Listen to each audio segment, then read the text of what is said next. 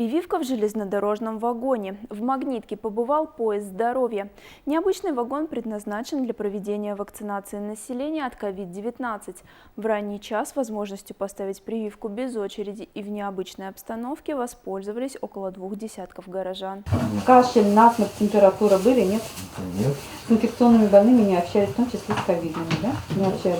Проверка контактов, состояния здоровья на данный момент и наличие хронических заболеваний. Все это стандартные процедуры перед началом вакцинации от COVID-19. Вот только место проведения медицинской инъекции проходит не в больничных стенах, а в железнодорожном вагоне. Валентин Алексеевич несколько раз приходил в поликлинику, однако из-за очередей попасть на прививку так и не смог. Потому шанс вакцинироваться на железнодорожном перроне не упустил. Даже не почувствовал укола.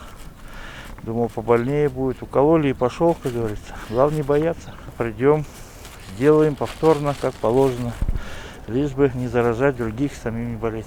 Поезд здоровья – региональный проект совместный с РЖД. В Челябинской области он стартовал накануне. Он действует на Южноуральской железной дороге, представляет собой мобильный прививочный кабинет, оборудованный в вагоне, где будет проводиться вакцинация, в том числе от коронавирусной инфекции. Посмотрим результаты. Если эта акция будет пользоваться спросом, но совместно с РЖД продолжим прививать южноуральцев в передвижном железнодорожном пункте. Пока же в планах поезда за 5 дней побывать в 15 населенных пунктах. Останавливается он как в городах, так и на небольших станциях. Вагон прикреплен пока я и проводник руководством, а медики по регионам распределены. На каждой станции приходят свои медики со своей вакциной, со своим оборудованием, холодильники. Это все у нас.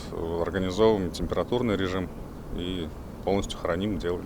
В каждом пункте работают по 3-4 часа. Магнитогорск стал 5-м местом остановки поезда здоровья. Прием начали в 7:30 утра, до начала рабочего дня. И хотя наплыва пациентов нет, это скорее плюс. Ждать долго тем, кто пришел, нет необходимости. Ну да, люди идут, конечно. Есть и сомневающиеся, но большей части уже все-таки доверяют. Потому что вакцина действует и действительно вырабатывается иммунитет.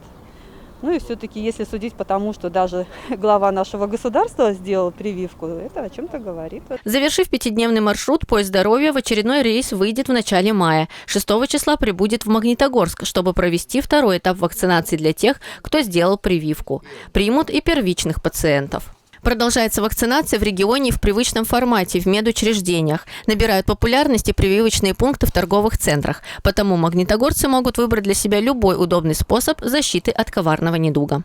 Елена Старостина, Антон Трофимов, информационная служба медиагруппы «Знак».